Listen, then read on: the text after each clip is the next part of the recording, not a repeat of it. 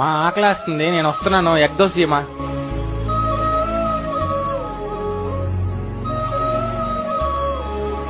Super గా ఉందమ్మా. మా వాన పడతా ఉంది, బోండాలు చేయమా. చాలా రోజులైంది తిన్నా.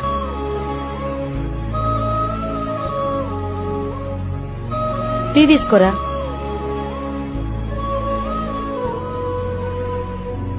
నాయనా, మా చికెన్ కర్రీ తినాలనుందమ్మా. సరే నాయనా.